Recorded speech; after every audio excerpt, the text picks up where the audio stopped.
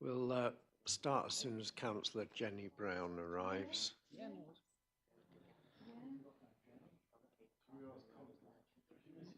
I think that's Gareth Pinwell. Is it Mr. Pinwell? Oh, I've had a message from your colleague Duncan saying that you were running late, and I was just about to email him saying there's no sign of you, but that's fine, you're here. Yeah. So? Yeah. I'll miss in person. Oh, that's good. Yeah.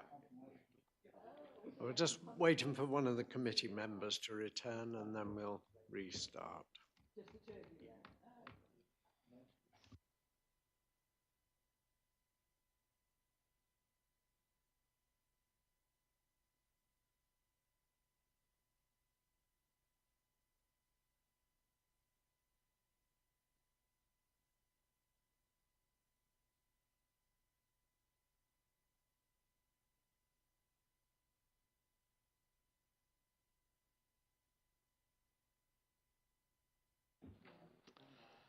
Okay.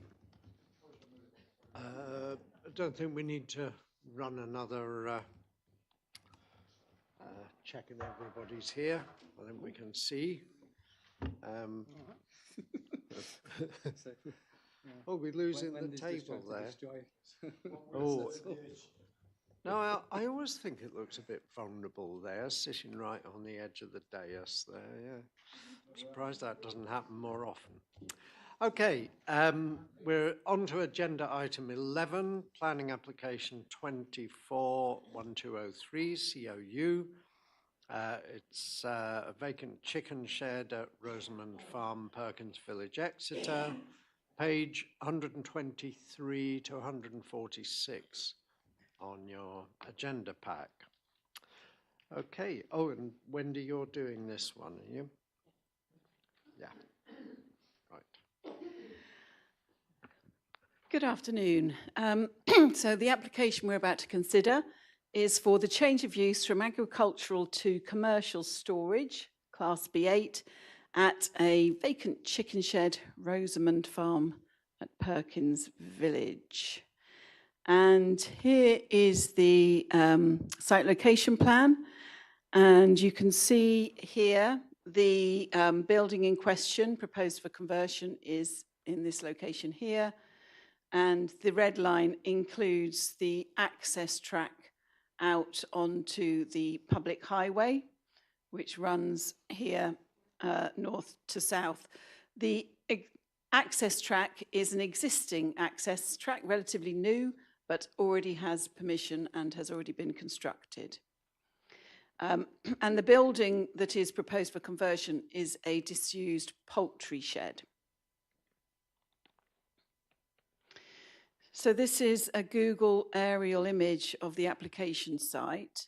Here it is again, and in green here shows you the point of access out onto the public highway.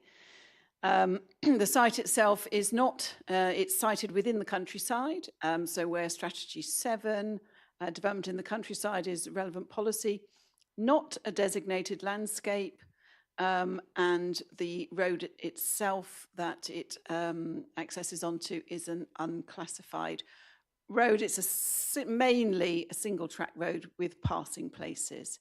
And you can see the site generally here. This here is a residential property.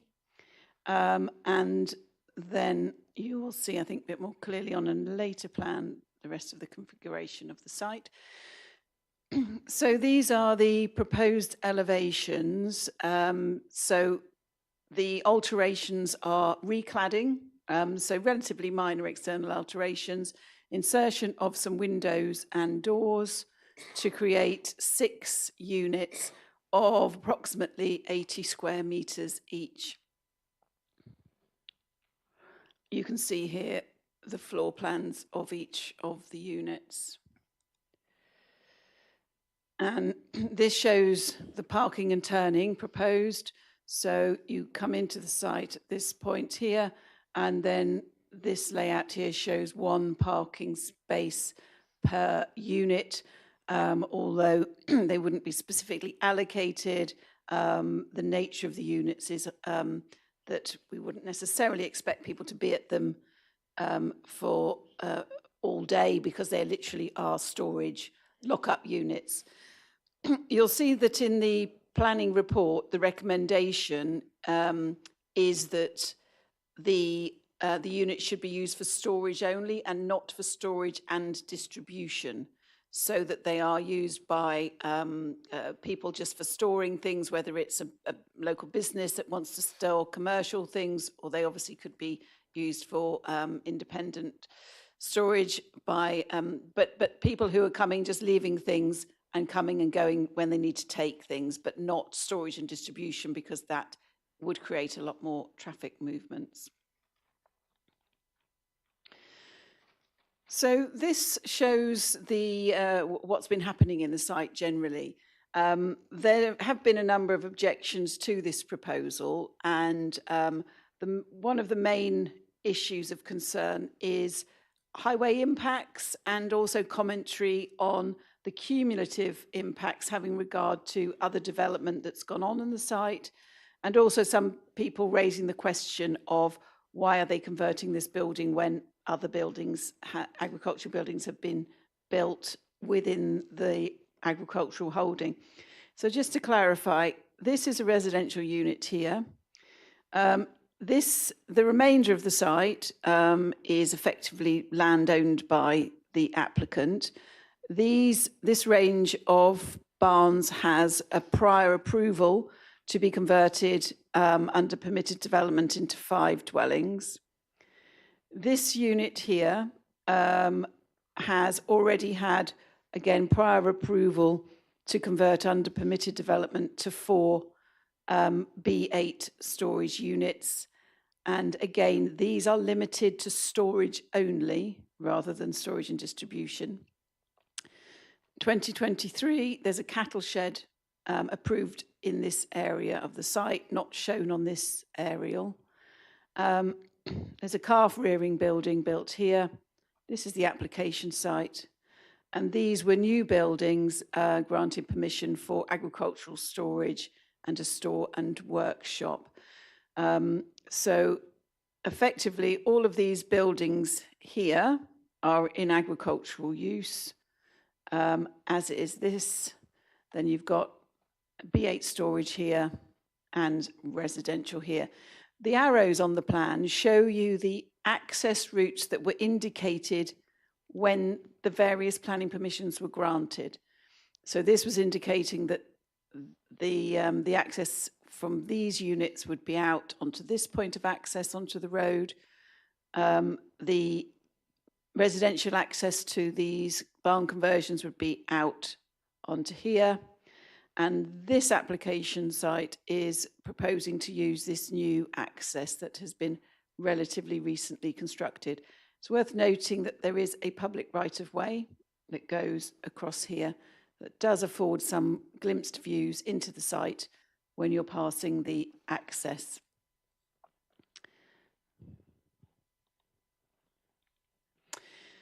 This is a view of the where the access road meets the highway. So this is looking south, and this is looking north. And this is the new access, which will be the access used for the storage units. And this is the building itself, which is proposed to be converted. So that's looking at the front of the building. That's a closer view, the front of the building, and this is the area to the side, which is proposed for the parking area in relation to the units. And then you can see the all 4 elevations of the building, which is just proposed with relatively minor changes, insertion of doors and some windows. This shows the adjacent barn, which has been converted for 4 storage units. So in assessing this proposal, as I've mentioned, the site itself lies within the countryside, where development is only permitted if it is explicitly permitted by other policies within the development plan. Policy D8 does support the reuse of rural buildings, and similarly, policy E5 does support small-scale economic development in rural areas, subject to a number of criteria, which include having an acceptable impact on the landscape, and acceptable impacts on amenity, and also highway impacts. There's no technical objections raised to this proposal, subject to the conditions that are set out in the officer report. The key concerns that have come up here do relate to highway impacts, concerns raised about the use, bringing additional traffic onto the relatively narrow rural lane that is used as the approach road to the site. A second transport statement was submitted at the request in response to some of the concerns raised, which looked at the cumulative impacts, so looked at not just the impacts of this change of use, but also all the other developments that have got permission or have taken place within the farm, the area generally.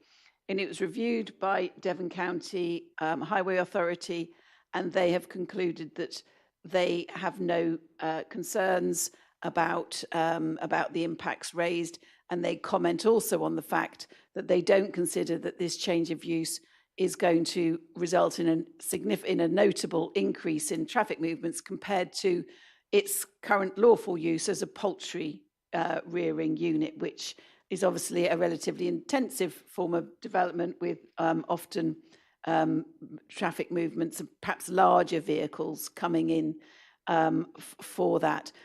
Because of the size of these units, it's not expected that large vehicles would be used to access them. We wouldn't be expecting HGVs or anything like that, just smaller vans being the most likely use. And there's also a proposed condition saying that the building can't be amalgamated into one large unit, which might attract bigger vehicles. On the roads, the condition restricts them to being retained as the 6 small units. Overall, it's considered that the economic benefits in terms of to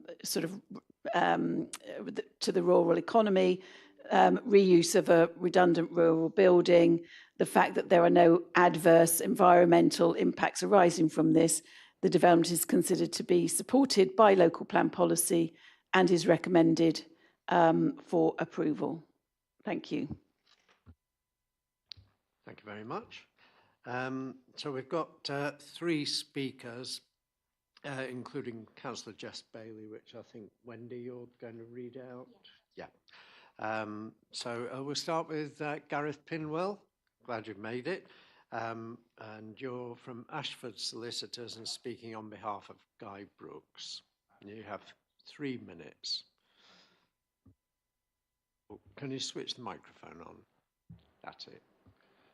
I act on behalf of Mr. Guy Brooke, who's lodged objections to the application and supplied your officers with evidence as to the traffic impacts in the vicinity of the site. Your officers have considered the evidence put forward by my client and have accepted that the cumulative trip generation, i.e. existing uses and the uses proposed by this development, will generate 209 daily two-way trips or 418 single trips. This amounts to an extra 200 vehicle movements a day over current movements, a 50% increase on current levels of traffic in the area. If you've had a site visit, you will have seen the single track lane that provides access. There are a few passing places. If you meet another vehicle, it's a long reverse. I would say there's poor visibility from exits at each end of the lane. The highway officer's response seeks to legitimise this additional level of movements by reference to a 12-hour period, and that this amounts to 3 two-way trips in a 10-minute period. There's no guarantee the trips will be two-way. This is 6 additional movements on a lane where you cannot pass easily every 10 minutes or a movement every 1.5 minutes on top of the existing traffic. That's using an average. What happens if there are significant numbers of traffic in a compressed period? I'll say to you, it'll be gridlock. A justification is presented on the basis that due to the size of the units, smaller vehicles will be present. Well, that's mere supposition, isn't it? There's no traffic order on this road. You've got no control over the size of units that can actually use the facility. So it could be vehicles of any size. Peak hour movements have been provided. Ask yourself the question, are those peak hours that will actually have the greatest movements of traffic, or has this been arbitrarily decided? There's a mention of an absence of traffic accident data, suggesting there's no issue. I'm informed that there are collisions but not reported to police. With a 50% increase on the level of movements, I would suggest the probability of accidents will increase. You as the committee have to determine the application in accordance with the policies of the development plan, and your officers talked about TC7 and D8. To reach a view on those policies, you need to consider the evidence as to the effect of the development on the local highway network. I say to you, the report before you does not provide you with the evidence to make a robust decision for the reasons I've outlined. To proceed with the deficiencies and assumptions I've referred to is not reasonable and could lead to a decision that could be challenged. Can you be sure that this additional development will not create any issues on the highway? I say to you, it will create increased congestion with a 50% increase in movements. I draw one further thing to your attention. It's said that this is a redundant poultry shed and can't be used, and there's mention of avian flu as a justification. You will be aware that avian flu is a notifiable disease, and my clients have checked with DEFRA and no notifications have been made in respect of this site. So it does bring into question the justification for this application. I would also ask you about the preferred routes that are shown on that plan, blue and green. Surely users will use the shortest route to get to the highway network. Will they want to go down the green route and then back up the entire lane? Or will they use the blue route, which is more convenient and easier to get to the highway? I can't see a condition that restricts access. So in summary, you've got no guarantee on the nature of the vehicles. There's a 50% increase in use. And quite honestly, I do not believe you have robust advice in front of you to consider the highway implications of the application. Thank you.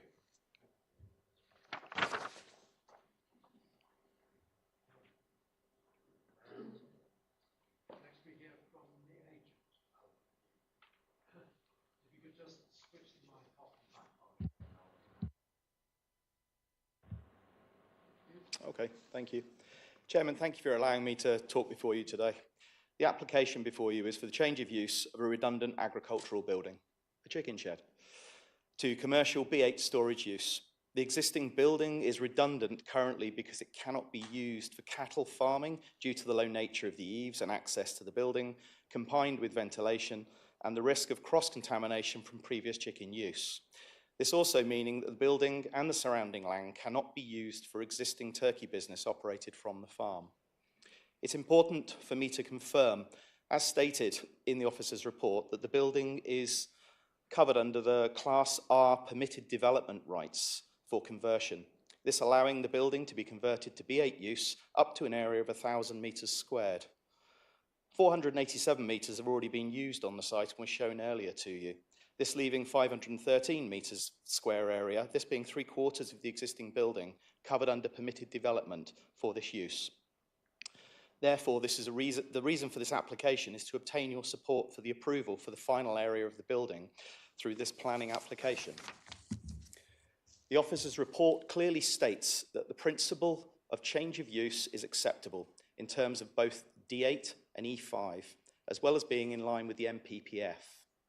The officers have stated that the proposals are a modest conversion that would result in no harm to the character and appearance of the area, residential amenity, ecology or heritage. This being backed up by the Conservation Officer and Ecology Officer for East Devon District Council. Highways have been raised as a major issue in this area, as you've just heard. And the objectors have provided their own highways report for this scheme to both East Devon District Council and Devon Highways to accompany our client's own report. The Devon Highways officers have commented on a number of occasions in this application, most recently on the 3rd of January 2025 this year, to state, I am satisfied after looking at both highways reports that the cumulative effect of this development will not create a trip generation problem, and they have no objection to this scheme. The scheme has received a number of objections, though we are happy that the officer's report has answered all points in full in an objective manner to all points raised. In conclusion, we fully support the officer's recommendation and report for approval of this application.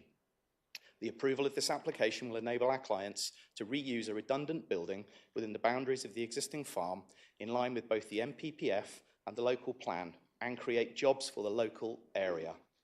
Furthermore, I feel it's important to state that the application has been supported by the Aylesbury Parish Council, the District Planning Team, the Environmental Health, East Devon Ecology Officer, East Devon Conservation Officer, and most importantly, by Devon Highways in full. I would therefore ask the committee to follow the officer's recommendation for approval and support this application. I am more than happy to answer any questions. Thank you, Mr. Gee. Okay, we now have a statement from Councillor Jess Bailey, which Wendy is going to read out. Thank you, Chair. Thank you, Wendy, over to you. I would like to thank the committee for considering this application.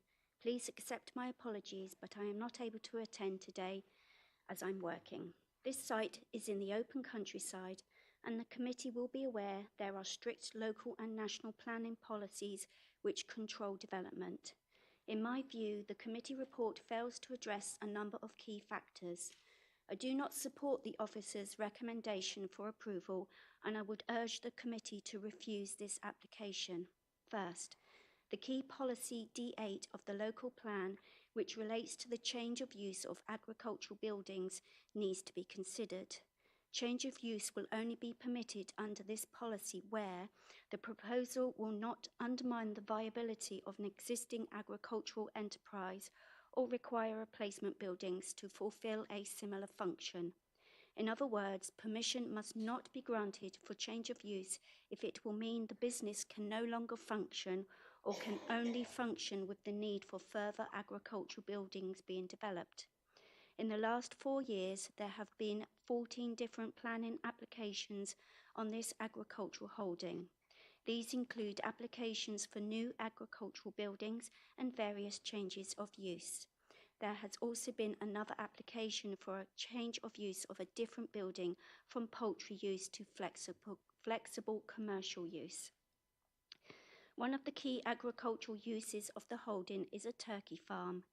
It therefore needs to be ascertained by the planning authority that turkey farming can be continued without the building, which is the subject of this latest planning application.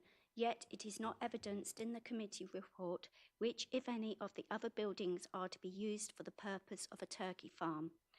The committee report also needs to demonstrate that the turkey farming business is still viable without further replacement buildings, yet this has not been demonstrated. The proposal has not satisfied policy D8 and should be refused on this basis. Second, the applicant contends that the building cannot be used for agricultural purposes because of the contamination with avian flu and blackhead disease.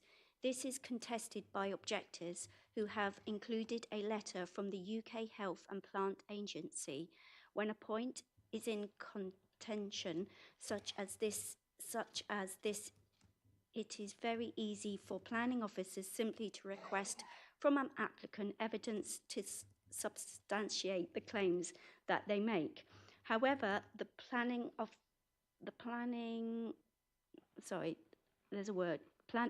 authority, I'm guessing that means, have not done so and just accept at face value what the applicant is saying, even though there is clearly evidence to the contrary. This is not taking a sufficiently robust approach. Third, I am very concerned about the road safety implications arising from this application. I don't accept the assertion in the committee report which states, in the absence of an objection from the County Highways Authority, it isn't considered that an objection could reasonably be sustained on highway safety grounds.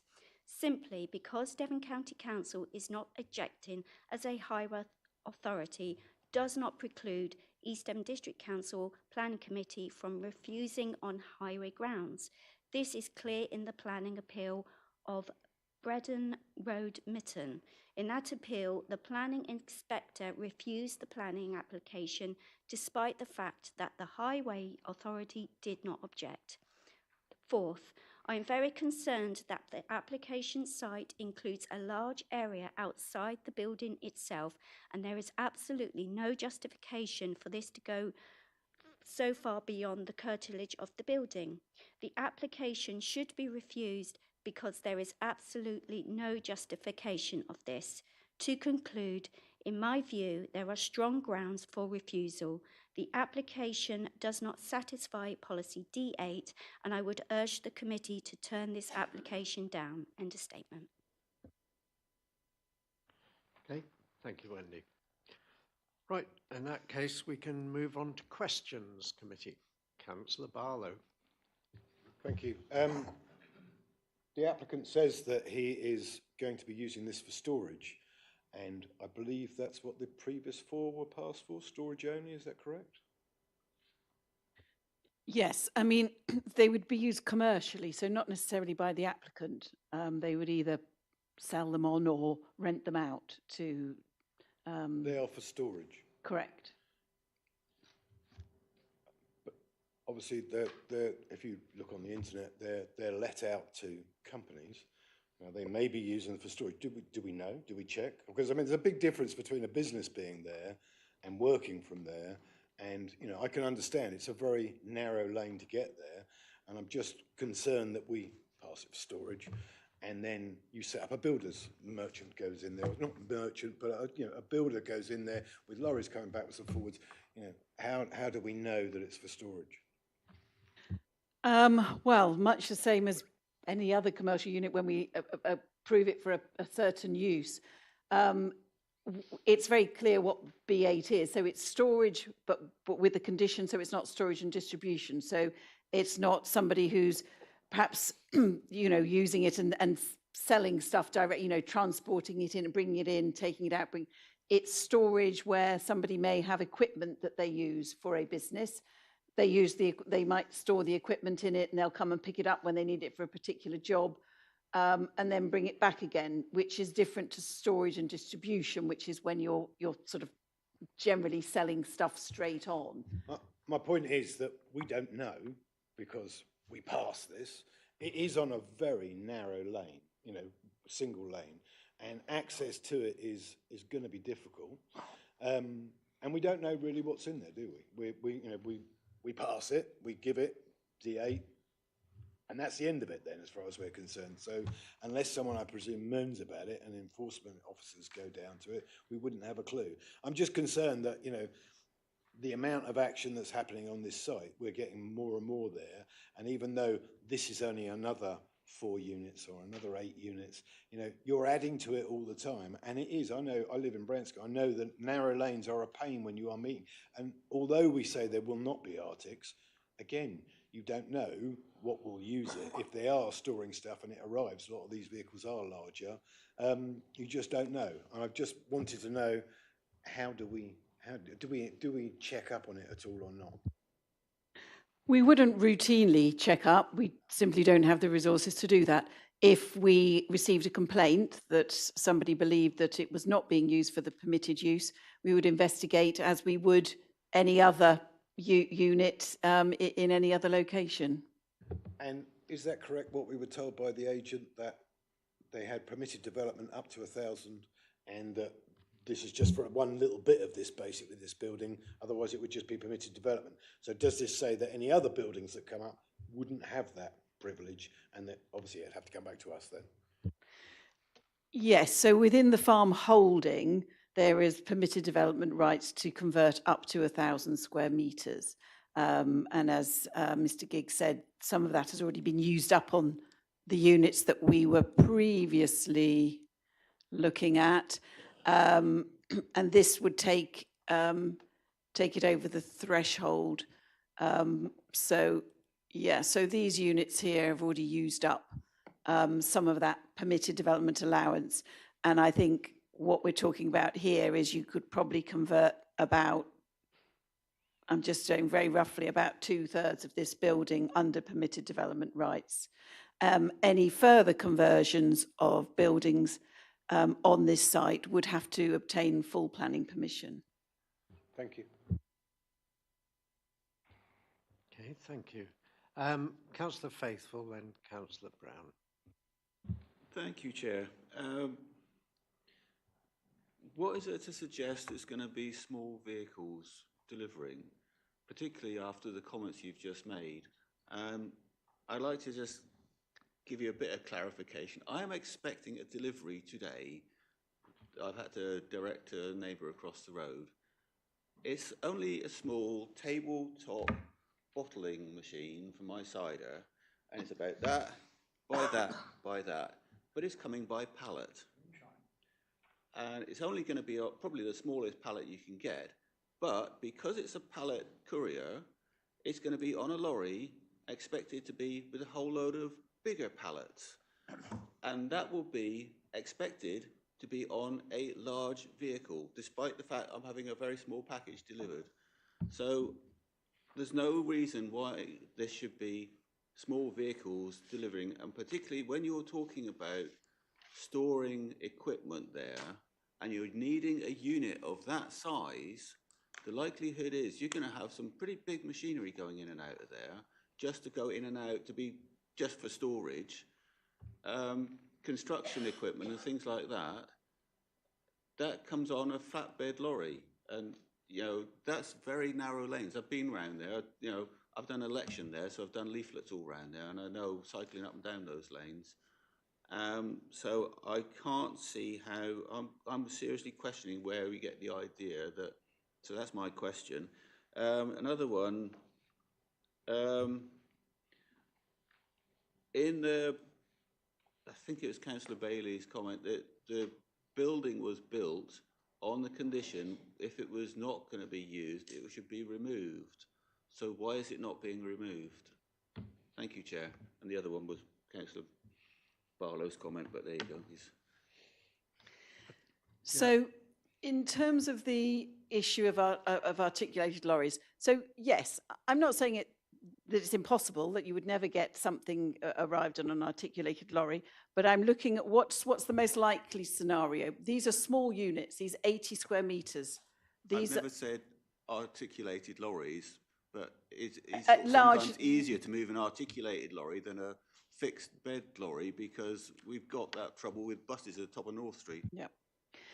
Because these are not storage and distribution units, these are not the units where people, for example, might buy and sell air conditioning units, and they're regularly, weekly getting deliveries of air conditioning units in, and then selling them on, because that would be storage and distribution, and that's when you get regular, really regular, almost potentially daily deliveries to.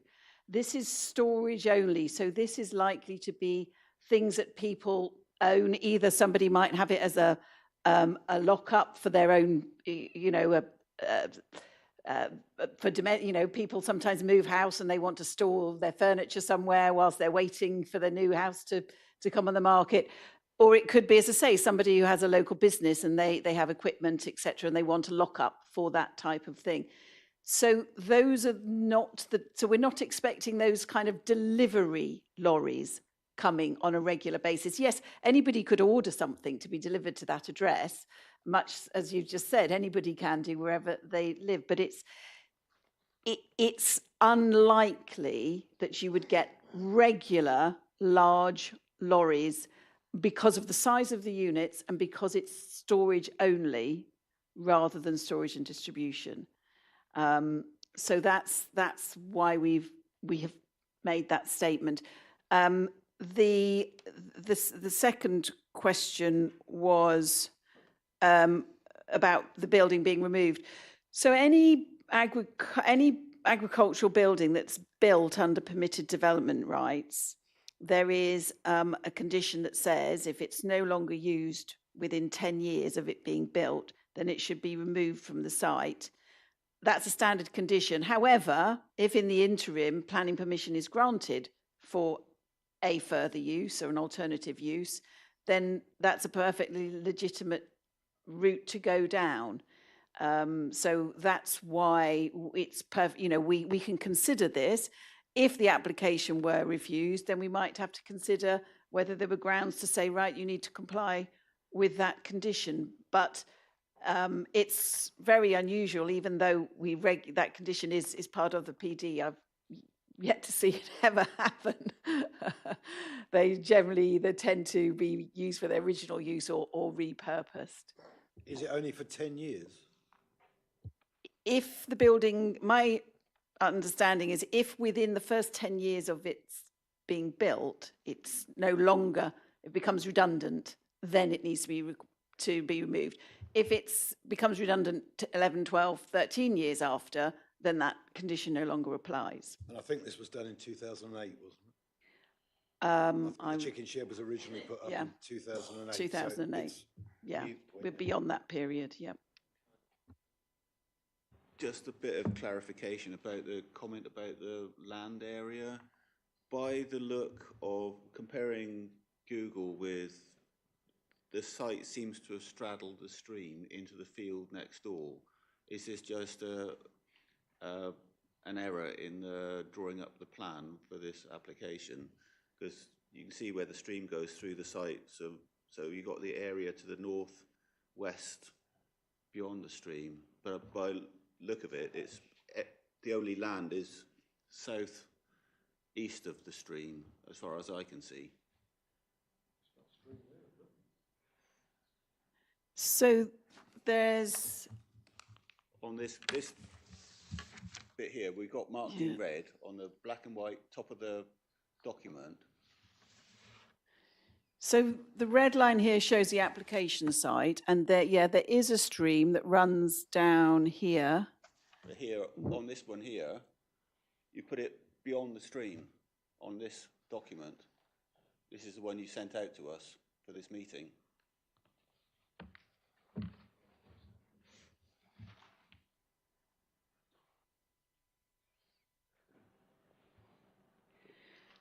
Yes, I agree. That's incorrect.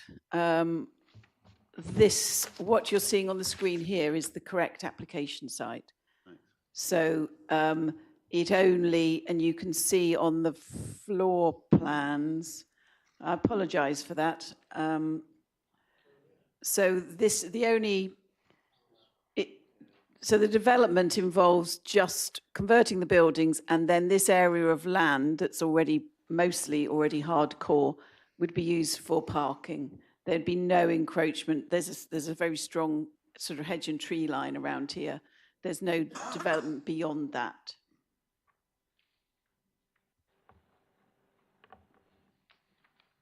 Okay, so the drawing you've got on page 123 showing the outline of the application site seems to be slightly erroneous, seems to have gone the other side of the stream, as Peter has pointed out. Okay, I'll just, to allay members' concerns a bit, I'll just point out the size and use of the units is covered by condition. I take the point, Councillor Barlow, how do we enforce that? But if it's not impacting on neighbours or on the highway, then that's not going to be an issue. And if it does, then they'll be aware of it. And that would be true of anyone. Also point out in terms of the amount of traffic that's generated, let's not forget it was a poultry farm. And I think Highways have made the point that the increase in traffic would be no greater than was from its previous use as a poultry farm, which would necessitate some quite large vehicles coming in with feed, taking birds away, perhaps eggs, I don't know, was it? Yeah, well, I mean, I see the concern of Farringdon Council is that this turns into another Greendale or Hill Barton, but you know, we have to consider each application on its merits, not kind of anticipate the worst case scenario. Peter, I'll come back to you in a minute because Councillor Jenny Brown has been very patient. As always. As always, yeah. Right, so you're showing an aerial view. Is that all the buildings on the farm that we can see there? Or are there other big buildings elsewhere? I believe this is the main farmstead, so this is the sort of the main area of the farm, but I have to say I couldn't tell you. I don't know whether they have buildings elsewhere on the wider farm holding. Okay, so this one that's the application site, this was the turkey rearing barn? I think it just says a poultry shed. No, they do a different shed. I think the turkeys are elsewhere. Yeah. They've moved. Yeah. No, I don't think that they were ever used in that site, because I think the point was that they can't use it for the turkey farm use because of the contamination from avian flu. I think that was the point. Well, intellectually, Chair, we haven't got any evidence, have we, that there was avian flu there at all? Yeah, but no, indeed, but no. That's with DEFRA, yeah. But that doesn't necessarily mean that that there's not that possibility of contamination. Avian flu has introduced a lot of restrictions.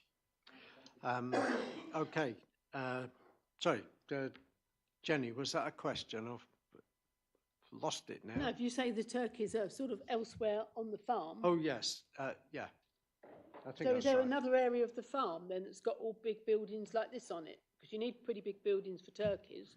Because it's still a going concern, isn't it, the turkeys? Yeah, yeah, but it's elsewhere on that holding, I think, isn't it?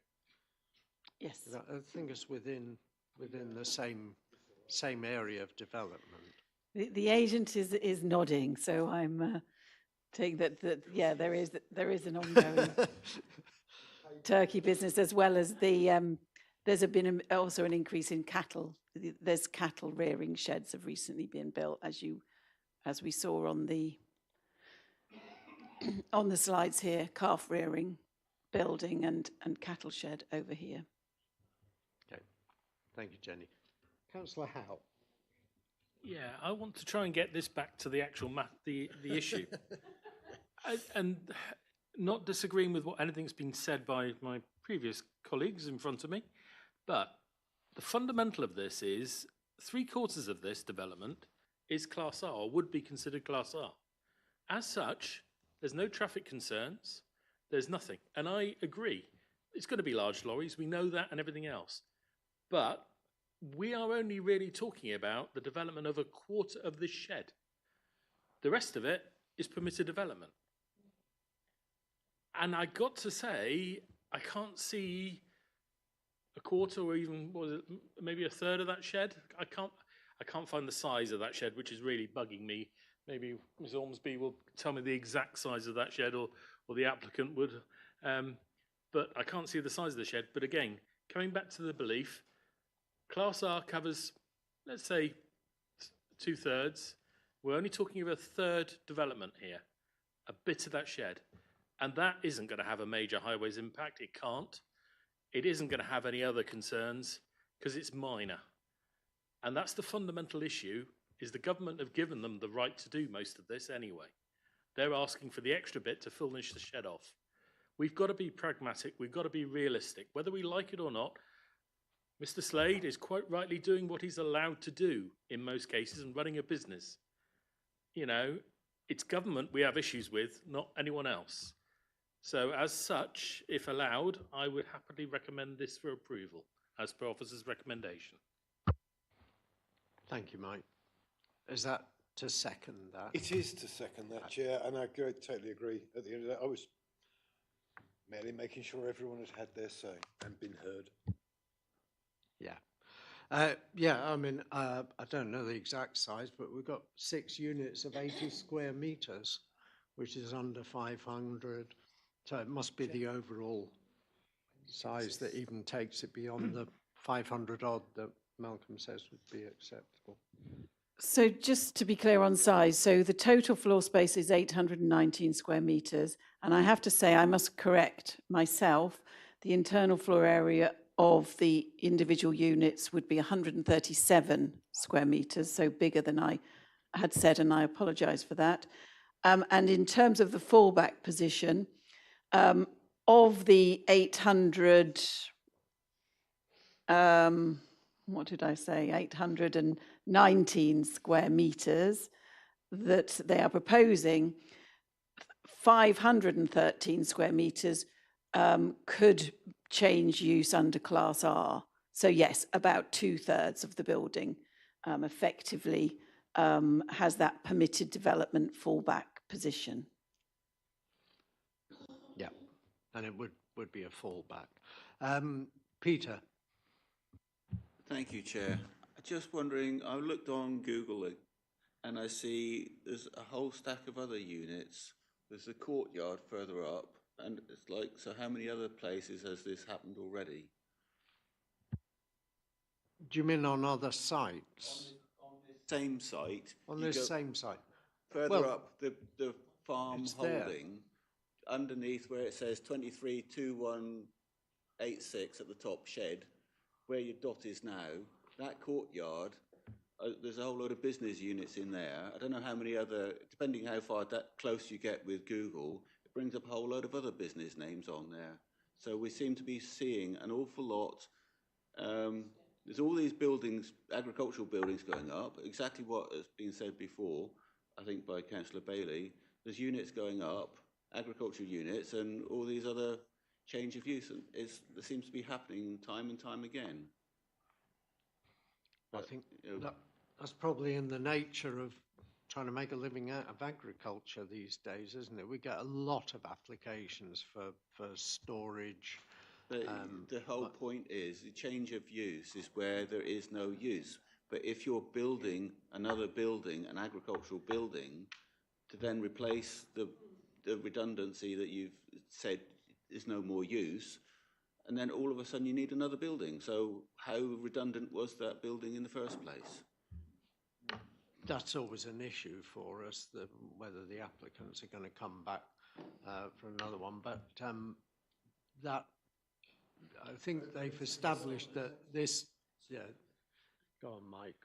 Well, I was going to ask Wendy if she's got the blue line picture of the farm, of what the actual owner owns, shall we say. So unfortunately, I don't think we have it here, but this, I do know, is outside of the ownership of the applicant. So what has gone on there is not related to Rosamond Farm. Up north of there, further north, you go further up, there, right in underneath that label there. Is that part of this farm? No, it isn't. No, that's separate ownership. Right. It does show that actually on the first one, the blue line does go right round. If you look at the very first picture on it, it shows the blue line. If you look at that one closely, you can see the blue line actually goes round. Yes, it does here. So it doesn't include it. Yeah. And then again, the blue line is around this, excludes that part as well.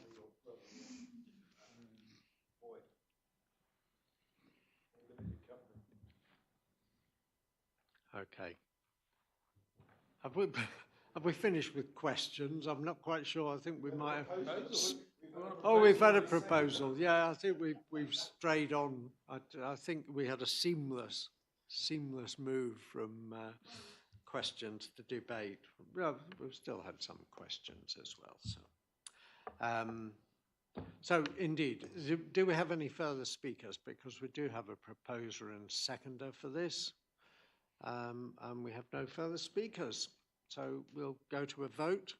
Those who support approval as per the officer's recommendation, please raise your hands.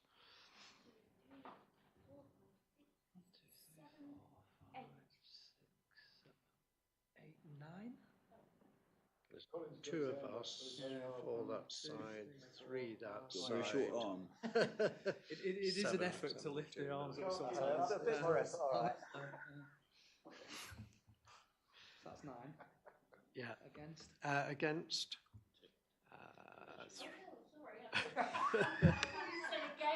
No. Against? 1, 2.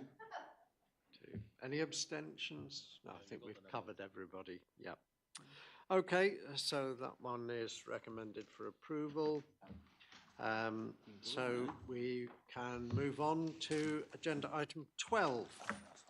Planning application 2250 FUL. This is land to the south of Tillhouse Road, Cranbrook, pages 147 to 162. And we've got Senior Planning Officer Liam Fisher to present the report.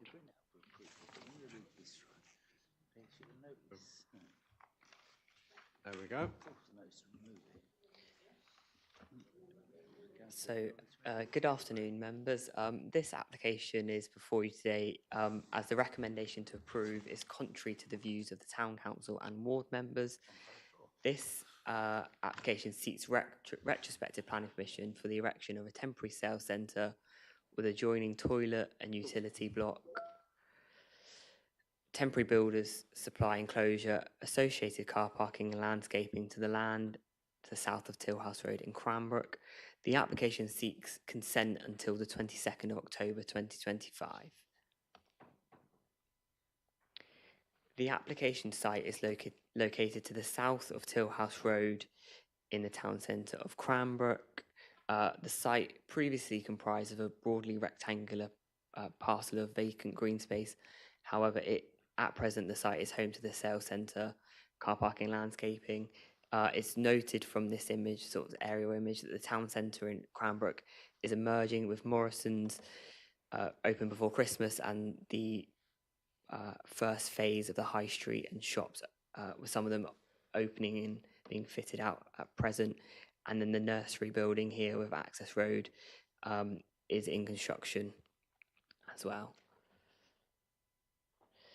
This here shows the site in relation to the wider town centre and road infrastructure. It's quite difficult to see, but it's a blue line around here.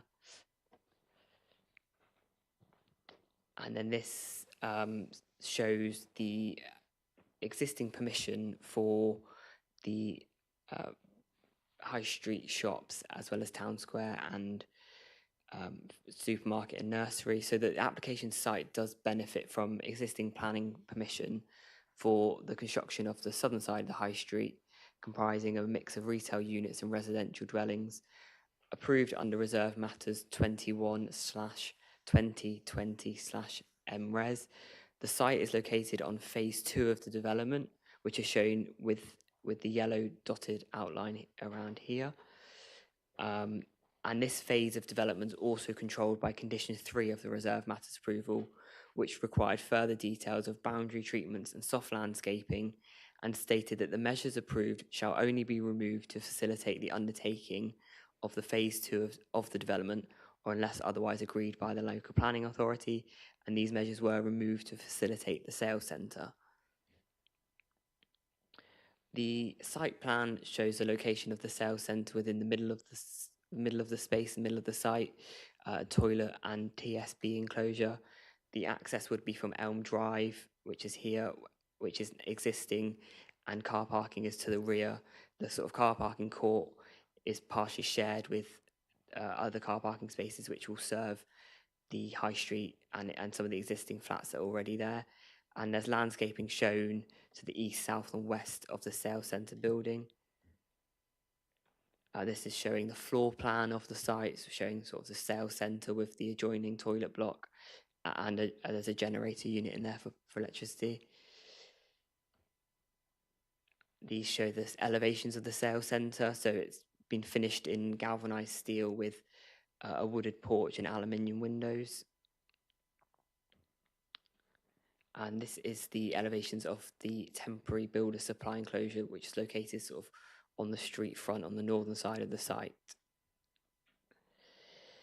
These are some photos of the site. So this is showing the sales centre here with the phase 1 of the high street shops here, which is a 3-storey building with the nursery in the background and then existing dwellings sort of further in the background, and then this would be the sort of high street here. And this is looking sort of directly at the sales centre, so you can sort of see the size of it and location of other buildings with car parking at the rear. Again, this is looking at the sales centre with the existing high street buildings in the background, as well as Morrison's and the nursery building also in the background. And this is from the rear, so this is from the access point showing the car parking and sort of location layout of the car parking in relation to the existing development. And then finally, this is a photo taken from a new walkway between Morrison's and Elm Drive to the south of the site, and showing sort of the car parking and site in relation to sort of the wider sort of town centre area, which obviously is vacant at present. So policy CB21 of the Cranbrook plan recognises that the town centre will take time to develop, and proposals for temporary or meanwhile uses will be encouraged. However, policy CB21 is clear that any meanwhile use would need to be laid out so that it does not prejudice the future delivery of permanent development. And the sales centre located in this, in the location until August would prevent the completion of the phase 2 permanent development, which is a conflict with this policy. The application is retrospective. I just need to move down. I need to move down, if that's all right.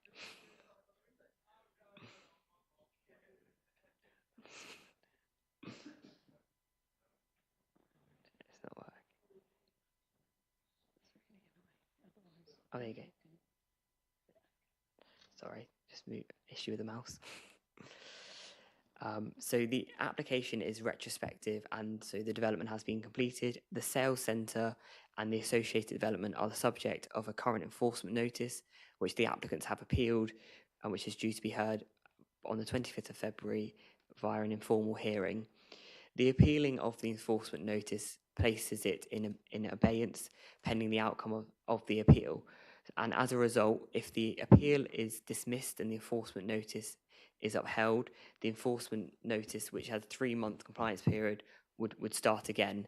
The outcome of the appeal is unlikely to be received before the end of March 2025, meaning that the shortest period that the sales centre would be on site would be to around roughly the end of June 2025, but that could be longer if changed by the inspector. So this is a material consideration in the determination of this application, and consideration is given to whether the issuing of a temporary planning permission for a few months longer than the minimum period that the sales centre is likely to be in situ would significantly prejudice the delivery of phase 2 of the high street. The design of the proposed development is typical of a temporary building and is not something that would be acceptable in this location other than as a short-term temporary building. It would also comply with policies in relation to impact on neighbours, access and transport. The proposal would be a meanwhile use, which in principle is supported by CB21. However, the site has an existing permission for a permanent building, and therefore the proposal would conflict with policy CB21. However, as the sales centre would only be required until the 22nd of August 2025, and given the ongoing enforcement appeal and timescales, which is a material consideration, it is considered that allowing the sales centre to remain on site until the 22nd of August is unlikely to significantly prejudice the delivery of Phase 2. So, as previously set out, the conflict with policy CB21 would mean that the proposal is not fully in accordance with the development plan, but there are material considerations that indicate that a temporary planning permission ought to be approved in this instance, and therefore the application is on balance recommended for approval subject to the two conditions shown on screen, with condition 2 saying that the sales centre and associated car parking landscaping shall be removed from the site on or before the 22nd of August, and within 2 months that the landscaping restored to the details approved under the condition under the original Reserve Matters application. Thank you. Okay, thank you. Okay, next we'll hear from the applicant, Richard Harrison. You have 3 minutes. Dear members, thank you for giving me the opportunity to speak to you today about Taylor Wimpey's sales cabin. The officer's report details the ongoing enforcement action and our appeal against this process. I wanted to make it clear, hopefully allaying fears of the Town Council, that should temporary planning permission be granted today until the 22nd of August this year, we would withdraw our appeal against this enforcement action, and the cabin will be removed by the 22nd of August. We would withdraw our appeal if we get temporary consent today.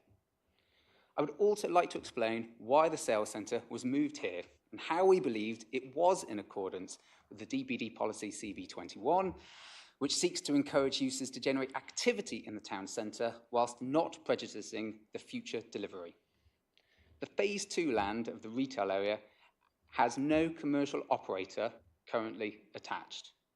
It was specifically excluded by the developer of the Phase 1 adjacent site, and it remains for sale.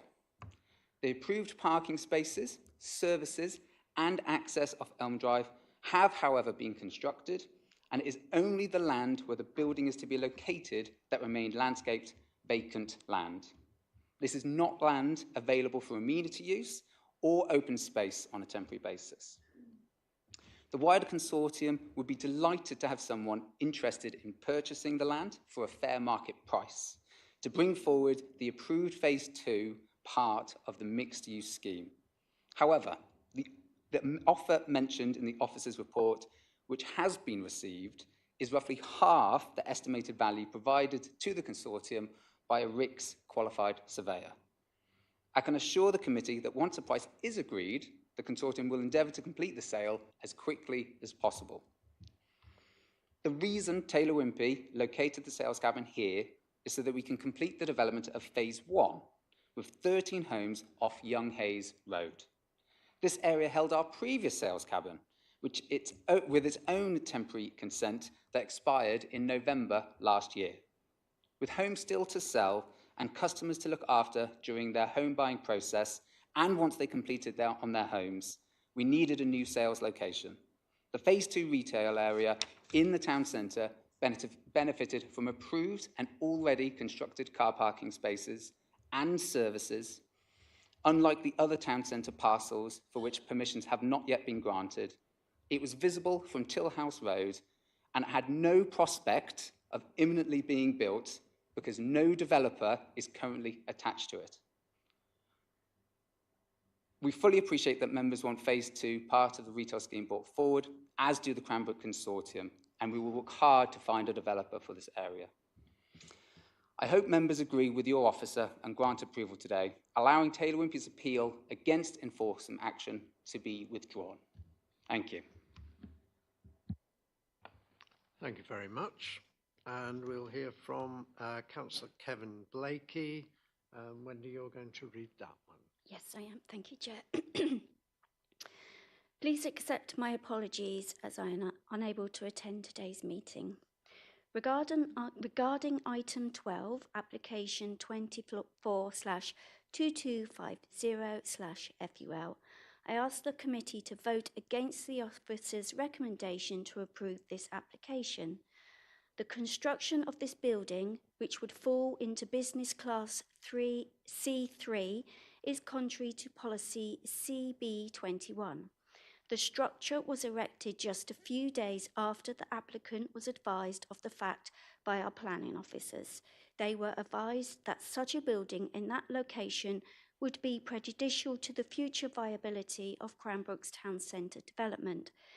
Sitting as it does adjacent to the latest retail and residential development, and where it is reasonably to assume that this will be the next plot to be developed as a continuation of the structures around the town square.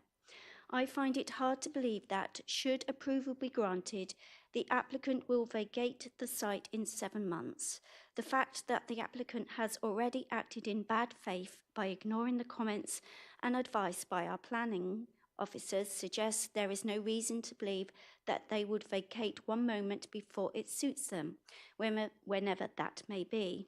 The applicant even went so far as to release a public apology for their actions and have subsequently done nothing to comply with an enforcement notice placed upon them. Clearly, there was never any intention to do so. Alternative sites more suitable for the applicant's purpose are available in Cranbrook and have been offered. In this case, I believe the recommendation is misguided and I urge you to vote against it. Please refuse this application. Okay, thank you. Right. Kim, do you want to say anything at this point? You're ward member. So, do we have questions? Councillor Barlow. So, who owns the land? And is it possible that should we give permission for this, that we could charge a 106 for an amount of money to be given to whoever they are doing something against? I'm not quite understanding exactly what the problem is here, but I'm sure I'm about to be told. I've listened to they're taking the mick, which is fair enough, but if they are, and there is a cost implication, then can we put a 106 on it? Because if it's holding something up, then that has a cost to the community, and I'm sure Mike will tell me it's not possible, but I would like to think that there might be a way that we could actually not slap the wrist, but if someone's taking the mick and they're doing it against the thing, then it shouldn't be right if they're getting a benefit from it. But if it's their land, then and no one else is using it and it's tidied it up. Yes, it's the consortium that own the land. So they are, Taylor Wimpey are one of the part owners of that land. In terms of a 106 or anything like that,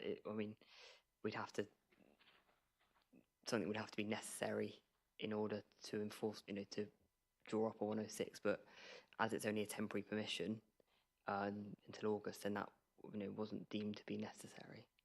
And is it holding up the development of the town centre in any way? So there is no time scale put on the delivery of that phase 2 of the town centre. It's one permission, so they've commenced the permission, so it's still implementable. Yes,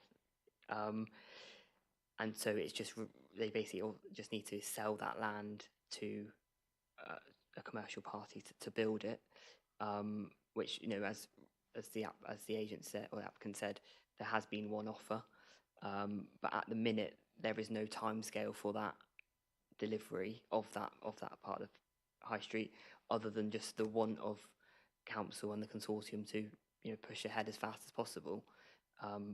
So the impact on the timescale of permanent delivery is that's a matter of perception, whereas we're with our officers' view that it's not a significant delay, but recognising that there is a delay because that is there until August or until a buyer is found for that phase 2 land. Thank you. Councillor Kim Bloxham. Kim. Yeah, thank you. We're in debate now. No, I've got a question. Oh, okay. Liam, I believe you've mentioned that we've got an enforcement notice. What were the reasons that East Devon sought enforcement? because I've looked on the public website for that enforcement notice and it's not there. So it's not available for us to have a look at. So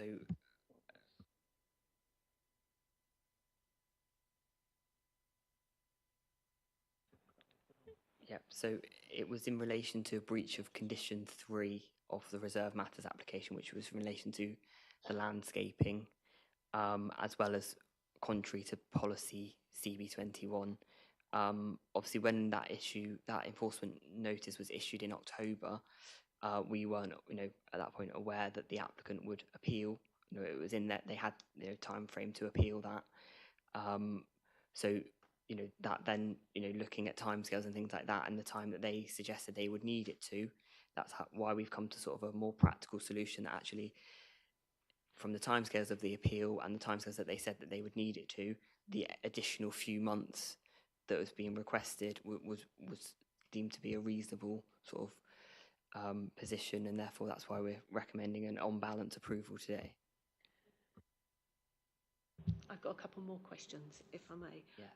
I believe from your report as well that you've said that the level of advertising on the site is excessive and some of the signage does require advertisement consent, and at the time of writing this report no such application has been made. Is that still the case? That is still the case, yes. So there are obviously there is a level of advertisement that is under permitted development. Off the top of my head, I can't remember the number of flagpoles that are required. Or however, the number that are shown, I think there's only about 6 shown on the plan, so potentially 6 would gain that temporary approval. But there are others there that don't have advertisement consent, and therefore we would be asking the applicant to, to apply for it. So in essence, this applicant didn't put in an application before they put this building on site, and they still haven't put in an application for the flags that are already on site. Yeah, thank you. Just one more thing. On the history of the previous sales centre, the applicant mentioned that the application ran out in November last year, but actually that sales centre was there for a good 12, 13 years, and the planning permission was sought for an extension at least 3 times as far as I know. So saying that this will be moved by August 2025 is no guarantee it will be moved by August 2025. Am I right? So yes, I believe that the previous sales centre was extended a number of times, each through its own application to extend it. So should, we're saying that we would like, it has to be removed by the 22nd of August. There are routes that we can go down. If it's not, if another application comes in, we would have to judge that on its merits. But given that, this application originally was for 2 years and has been brought down to the 22nd of August, which was reflected the timescale that Taylor Wimpey wanted, as well as timescales in terms of the appeal. But any extension of that would need to be assessed on its own merits, should an application come in to extend the permission. Sorry, I've got one more question. The applicant again said that this sales centre was needed to sell the 13 homes that are being built now on the site where the previous sales centre was.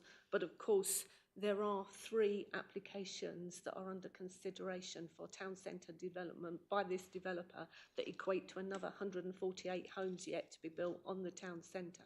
So is there an application for another sales office somewhere else so that they can sell those 148 homes? Because it's not just about the 13 homes. Yeah, so you are completely right that there are applications currently in for further residential development within the town centre. There isn't an application for the next sales centre. However, we can work with the applicant to locate a sales centre within their land or within other land within the town centre that we're happy with its location, that it doesn't further prejudice the delivery of phase 2 of the high street. Could I just add a little bit to that? So in terms of I suppose there's this question of why have we served an enforcement notice and then we're now recommending approval, just in clarity that. So as Mr. Fisher said, when that enforcement notice was served, it was on the understanding that that Taylor Wimpey wanted to be on site for 2 years, and we felt that that was not going to be acceptable because it would hold up, potentially hold up the delivery of phase 2. Once the appeal was submitted and we had further conversations, and it was made clear that actually if they could be there till the 22nd of August, that would suffice for them. So this application was put in. Taylor Wimpey have said that they will withdraw the appeal, but the enforcement notice will not be withdrawn, so that if on the 22nd of August the sales centre has not been removed, then the enforcement notice would kick in straight away. Now, yes, it would still take 3 months to, well, no, the 3 months would have taken effect.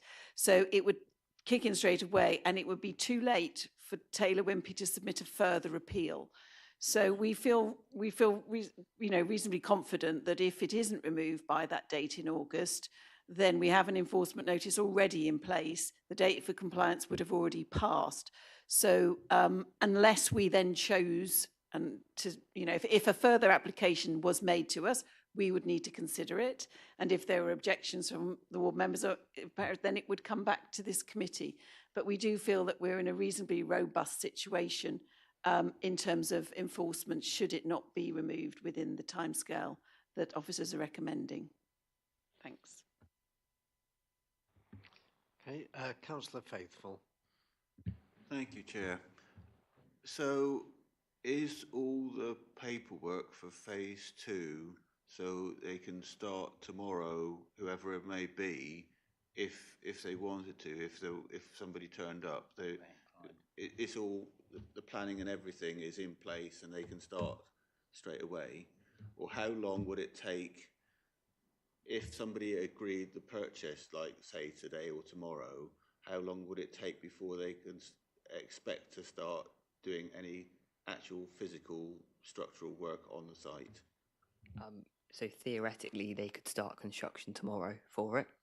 Obviously, they need someone to buy the land to develop it, but there is nothing in planning terms to stop them starting development as soon as possible. There's the condition relating to this phase said that it needs to be sort of soft landscaped just for sort of visual amenity, and could be removed to facilitate the phase 2 development. So if they were to start phase 2 development, obviously that they could remove that soft landscaping, but they've already built, in terms of the whole high street shops and things like that, they've built probably about 2/3 of it under the Reserve Matters permission. It was just in 2 phases. So phase 1 is pretty much complete with shop. It's just the fitting out of the last sort of remaining units. Really, the residential units are occupied. The phase 2 of that permission is this land in question, and they could start. Somebody, it's not necessarily the applicant, a developer could start work on that tomorrow if they have everything, their contracts and things like that lined up, ready to go. This comments about it being delayed, even if it's only till the 22nd of August, it's quite definitely delaying things. There was no buyer, and there was no timescale saying that phase 2 had to be starting commencement within X many months of the finishing of phase 2. So it's more between the sort of land buyer and that sort of thing that's holding it up now, rather than a planning permission as such. Okay, Mr. Hunter, you want to come in here? Chair, all I wanted to just say is, obviously at the time, and just try and reiterate what Mrs. Ormsby said, at the time that the enforcement notice was served, there was concern that it was going to be on the land for a couple of years, and that's why we believed it was expedient at that stage to issue the enforcement notice. Now, they've appealed against that enforcement notice. Concern that we've got now is by the time that that appeal is actually heard, could be months down the line anyway, which could be later than this August date that is being proposed to us. And even at that stage, then if the enforcement notice is upheld, and then they've got the 3 months to comply on top of that date, it's going to be the later than the August date anyway. So it's a case of now, if you refuse today, we're then in a position of having to go ahead and to defend that appeal and the time and cost that that takes. Best case scenario is that it is upheld, and then we've got to wait a few months for them to have to comply. So it's almost, is it a Pyrrhic victory if we manage to do that? Worst case scenario is obviously that the enforcement notice isn't upheld and that they'll get to stay there anyway. Whereas at the moment, as things stand now with the proposal that's been put forward, is that we have got a date now of the 22nd of August. They will then remove their and withdraw their appeal. And then come the 22nd of August, at that stage then, if they haven't complied as they've saying they will do, we can then seek to enforce the enforcement notice by taking prosecution action, by taking injunctive action. We're in a much stronger position to be able to do that at that stage because we've got an enforcement notice that's valid and that's in place. So, as I say, I think it might be frustrating for you. You might think that the developer, you know, is somewhat taking the Michael and that they have not done as have been asked. But you've got to look at the realities of the situation, is that if you do refuse this today and we have to deal with the expense of the appeal, best case scenario is we might potentially get it off the land slightly before August. Worst case scenario, it gets to stay there even longer. Thank you. Councillor Bloxham. Thanks for that clarity, but can I just come back on one? You said that the appeal hearing may be some months away. I believe it's set for the 25th of February. I do agree that it's still, by the time it actually goes, it would still be August. But just to be clear, I believe it is set for the 25th of February, so it's not some months away. Okay. Thank you. Apologies, no, I accept that. So it'll still be there or thereabouts. So it's just today you've got that definite, you know, decision to make. Councillor Jenny Brown. So have you got it in writing from the developer that they actually would do all that they're saying, like a legal agreement signed up to say that they will stop the appeal and they will definitely move by 22nd of August? Have you got it tied up? So no, it's not in writing, and it is we are accepting that information in good faith. There is no requirement for them. There's nothing we can do to make them withdraw the appeal. All we can do is take note that they have today in a public forum said that that is their intent. I think in fairness, to follow on from that, is that if they then go back on the word in a public forum today, then it may well be an issue that we'll seek to, you know, go for costs towards them because they now put us through the expense of having to deal with that appeal when they, you know, suggested today that they wouldn't be doing that, which I think would be unreasonable.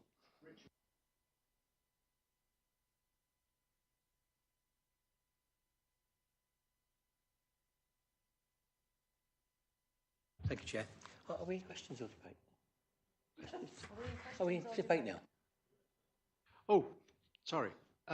Was it a question or a debate? Sorry, it was a question if we were in debate. All right, right, okay. I don't think we have. Do we have any further questions? No. Okay, in that case, we are into debate. Okay. I think this is a chicken and egg situation and save a lot of wasted time. August looks like it's going to come anyway.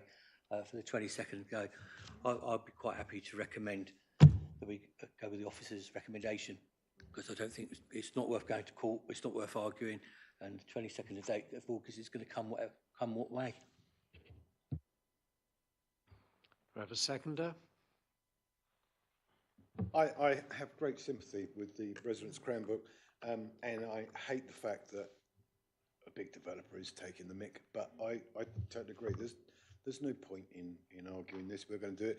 And if Michael can't come up with a suitable way of getting some money for 106 for charging and for taking the mick, then I suggest we just take officers' recommendations. Second. Okay, so we've got a proposer and seconder. I mean, I have to say I appreciate officers are being pragmatic here and making the best of a bad job, but I do feel that Taylor Wimpey, you know, they're not a small organisation. They're a national house builder, should know better. I would have, well, maybe not to treat a local council with such contempt, but I you know, I've got to make that point that they have totally disregarded the conditions on that land, the discussions they've had with officers. They've just gone ahead and done what they wanted to do anyway. And now we're in a situation where we are having to make the best of a bad job. And I Karma will personally, float back. I'm not happy about it. But I accept that, you know, we have to be pragmatic, and it's probably, you know, in the public interest for us to accept this. Councillor Howe. Yeah, this is really going to stick in my throat if I have to vote for this. But at the same time, I can't find a good reason to refuse it either. I mean, the only, yeah, it really is. It's not nice either way. I was just wondering if the council wanted to buy it tomorrow. It would be nice. We could then develop it the day after.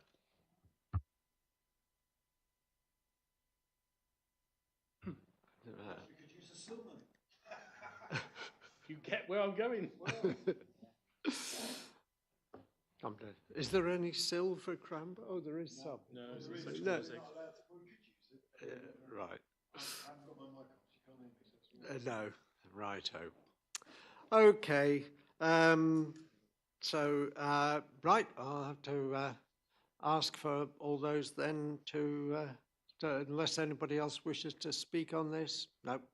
All those in favour then of approving this? 1, 2, 3. You seconded it, but you've not put your hand up. So 4, 5. Oh, sorry. Can we just keep our hands up? I appreciate that, but even if it's your, is that a yes from you, Councillor Bragg? Sorry, because you've not got your hands up still. Yeah. So 1, 2 from. Is that you, Jenny, or not? Are you putting your hand up now or not? No. Okay. 1, 2, 3, 4, 5. Okay, that's 5 in support. Any against, please? That's 1 against, and any abstentions? There might be a few. 1, 2, 3, 4, 5.